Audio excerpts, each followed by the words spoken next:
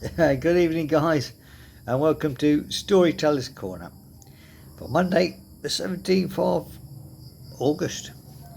Now, I'm a bit limited to what I can do today, guys. I've got no internet hardly, so it's only the two stories today, sadly.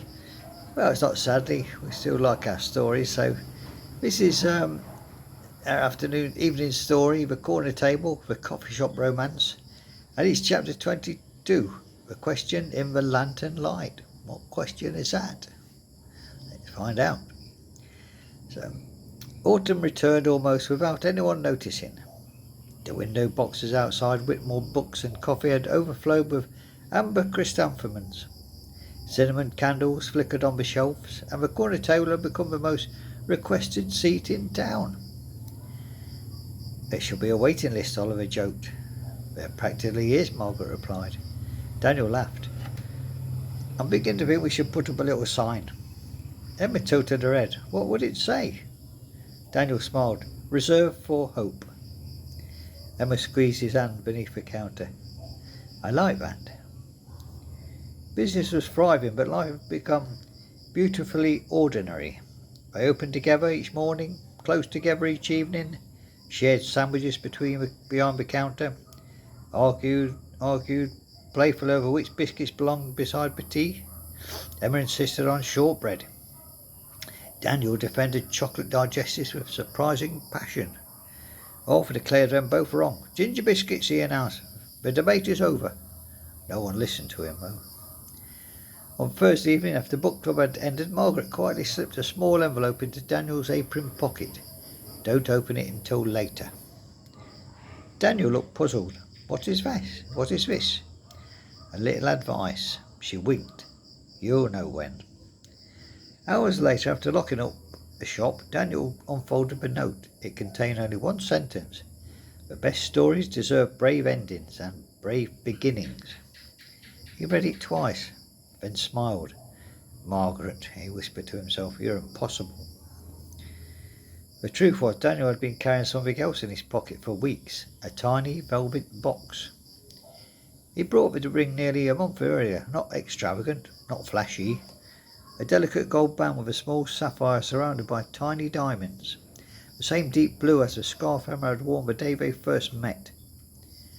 Every day he planned to ask. Every day he lost his nerve. Until now.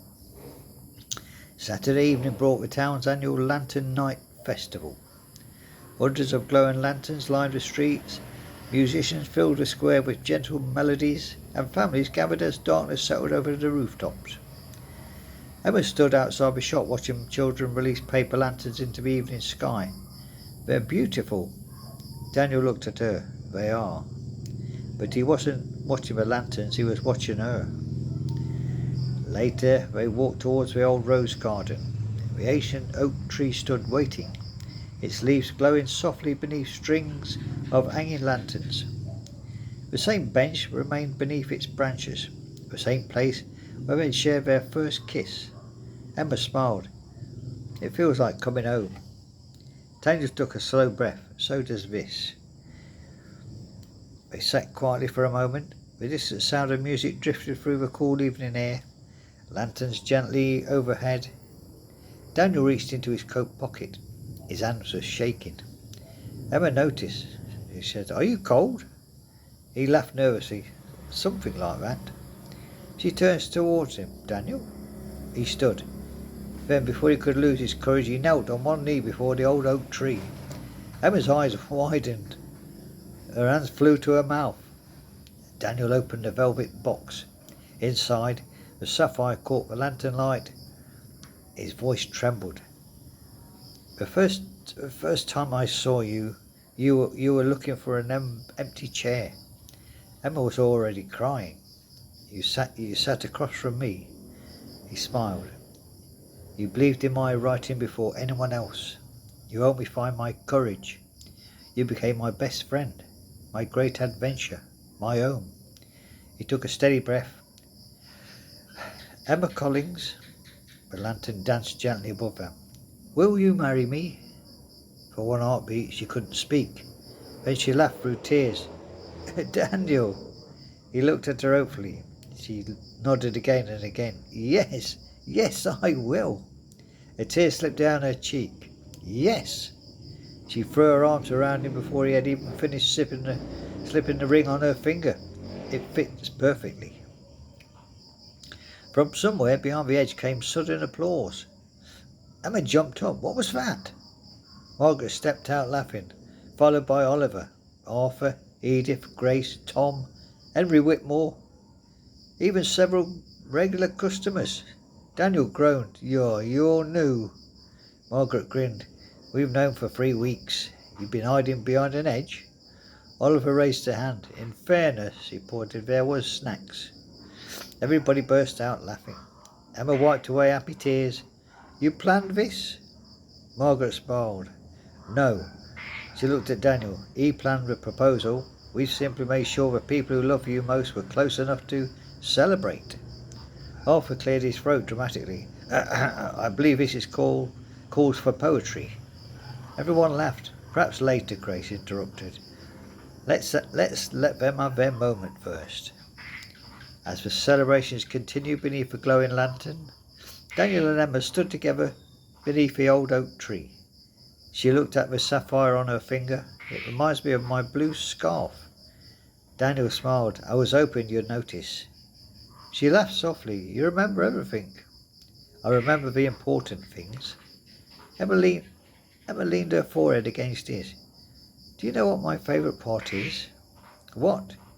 It all began, she smiled towards the town square, with one empty chair. Daniel kissed her gently. And now, he whispered, we'll spend the rest of our lives making sure there's always room for one more. Above them, lanterns floated into the night sky like tiny stars carrying wishes. Some dreams begin with coffee, some begin with courage, and some begin with saying, yes, yes I will marry you. There we go, guys. We all love an happy ending, so there we go. Daniel has proposed to Emma, and Emma says yes. Great, congratulations. So there we go, guys. Now tomorrow, I don't know if we can bring any stories. I've got no internet. This is something I wrote down earlier, but we'll see. We'll see what the morning brings. I'm hoping the internet's back on by then, but we've been out of internet for 2 days now. So, but anyway, guys, thank you for joining me in Storyteller's Corner for Monday, the 17th of August. Snow is at the gate, kicking off.